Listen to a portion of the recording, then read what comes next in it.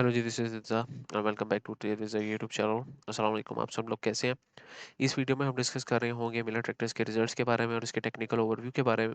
इसके रिजल्ट्स किस तरह रहे हैं, इसकी अर्निंग्स क्यों काम आई हैं, ये सारी चीज़ें डिस्कस कर रहे होंगे। और देन हम अपने फाइनल टेक्निकल सेटअप पे जाएंगे और वर्डिक्ट पे जाएंगे कि हमें इसमें क्या पोजीशंस लेनी चाहिए कि नहीं लेनी चाहिए और किस पॉइंट पे हमें पोजीशंस लेनी चाहिए। तो सबसे पहले अगर बात करें तो करंट हमें पूरे पाकिस्तान की सिचुएशन का पता है कि यहाँ पे फ्लडिंग चल रही है। जितने भी फ्लड्स आ रहे हैं उसकी वजह से आपकी क्रॉप्स इफ़ेक्ट हो रही हैं, जिसमें आपके पास गंदम है, आपके पास राइस है, आपके पास शुगर केन है, जो कि ये सारी चीज़ें जो आपके एग्रीकल्चर से रिलेटेड हैं, ये आपकी टोटल जीडीपी का 20 से 30% कंट्रीब्यूट कर रही होती हैं। अब ये जब टोटल जीडीपी का 20 से 30% कंट्रीब्यूट कर रही होती है और इन पे इफेक्ट आ रहा है, तो जाहिर सी बात है ये क्रॉप्स वगैरह कौन उगा रहे हैं? फार्मर्स उगा रहे हैं। ठीक है, और फार्मर्स की बाइंग पावर कहाँ से आ रही है? जाहिर सी बात है ये जो क्रॉप्स हैं ये बिकेंगी, इनको कोई परसेंटेज इन गेंस बचेगा तो ही इनके पास पैसा आएगा। जब फार्मर्स के पास पैसा नहीं आ रहा फ्लडिंग की वजह से, या फर्टिलाइज़र्स की ऑफ टेक भी चल रही है, वो भी इस वजह से चल रही है कि आपके पास फार्मर्स के पास पैसा नहीं है, वो फर्टिलाइज़र नहीं डालेंगे क्योंकि ज़ाहिर सी बात है क्रॉप्स उगा नहीं रहे वो। तो फर्टिलाइज़र भी नहीं डालेंगे, ना फार्मर्स के पास पैसा है, फार्मर के पास पैसा नहीं है तो उन्होंने ट्रैक्टर्स भी नहीं खरीदने। तो इसकी वजह से ओवरऑल आपके पास जितना भी एग्रीकल्चर सेक्टर है वो इफ़ेक्ट हुआ हुआ है, चाहे वो फर्टिलाइज़र्स की सूरत में हो या फिर इनडायरेक्ट आपके ट्रैक्टर्स की सूरत में हो। इसके नेगेटिव रिजल्ट्स हमें अलगाज़ी ट्रैक्टर्स के जो रीसेंट रिजल्ट्स आए थे उसमें भी देखने को मिला है। तो अब ये चीज़ें हम देखते हैं कि अब जो करंट इसके रिजल्ट्स आए हैं वो किस तरह के आए हैं। अच्छा, मिलर ट्रैक्टर्स के जो रिजल्ट्स आए हैं वो एज एक्सपेक्टेशन ही आए हैं, क्योंकि कम थे। ओवरऑल मार्केट में आपका सेक्टर वाइज ही जो परफॉर्मेंस है वो ठीक नहीं है, ड्यू टू फ्लडिंग या इकोनॉमिक क्राइसिस जिस तरह के भी अभी चल रही हैं उसकी वजह से। ओवरऑल वैसे रिजल्ट्स देख लेते हैं। नॉन करंट लाइबिलिटीज़ इसकी कम हुई हैं। जाहिर सी बात है जब इंटरेस्ट रेट्स कम हो रहे होते हैं तो जो लॉन्ग टर्म लोन्स होते हैं वो कोशिश करती हैं कंपनीज के वो कम इंटरेस्ट रेट्स में अदा कर दें, ताकि इन लॉन्गर रन जब इंटरेस्ट रेट ज़्यादा होने होते हैं तो उनको ज़्यादा सूद ना देना पड़े। ये इन्होंने कम की है और जो टोटल आपकी लाइबिलिटीज़ यहाँ पे कम हुई हैं, जो कि पॉजिटिव साइन है। हावेवर आपकी जो करंट लाइबिलिटीज़ हैं वो ज़्यादा हुई हैं। सॉरी, करंट लाइबिलिटीज़ आपकी यहाँ पर ज़्यादा हुई हैं। इसके अलावा ट्रेड एंड अदर पेएबल्स जो कंपनी ने किसी को पैसे देने हैं वो कम हुए हैं। कॉन्ट्रैक्ट लाइबिलिटीज़ ज़्यादा हुई हैं, मतलब कंपनी ने पहले एडवांस में पेमेंट ले ली है ट्रैक्टर्स की, उन्होंने बाद में ट्रैक्टर्स देने हैं। नो इश्यूज़, इसमें भी कोई इशू नहीं है अभी तक फ़िलहाल हमारे पास। Current assets, non current assets भी तकरीबन सेम सेम है, इसमें भी कोई इशू नहीं है हमारे पास। ये सारी चीज़ें जो हैं ये इसकी अर्निंग्स को इफेक्ट करी है, मैंने पहले ही लिख ली थी। Fertiliser offtake, flood, reduce buying power of farmers, ये सारा मिला के मिला ट्रैक्टर्स की भी अर्निंग को इफेक्ट कर रहे हैं, जो इसकी अर्निंग्स डिक्रीज देखने को मिली है। और उसकी मेजर वजह टॉप लाइन है आपकी रेवेन्यू, सेल्स।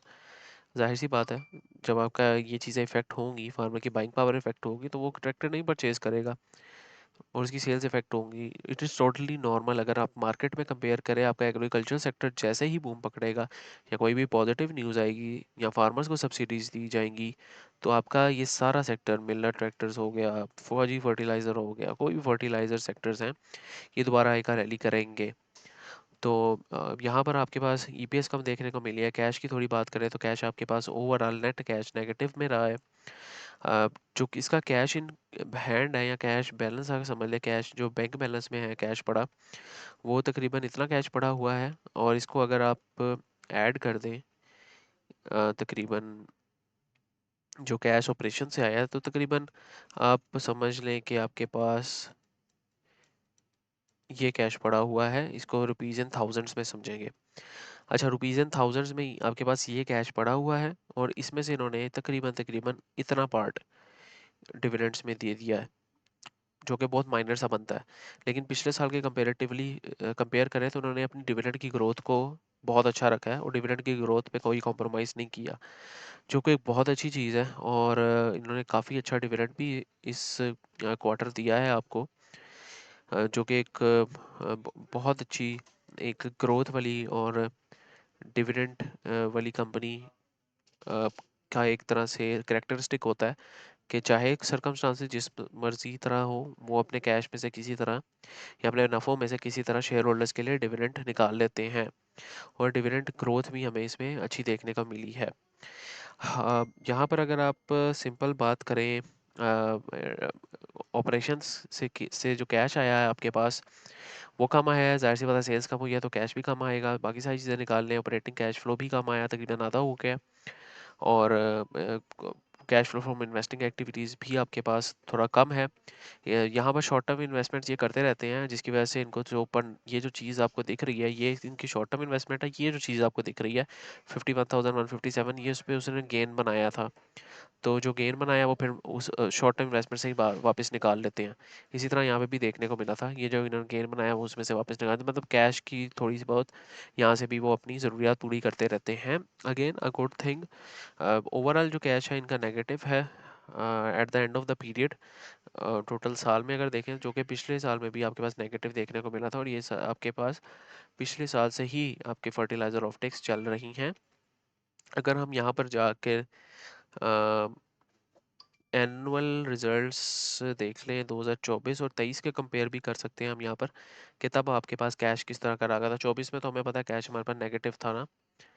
तो यहाँ पर अगर आप देखें, यहाँ पर आपके पास कैश स्टेटमेंट ही नहीं है।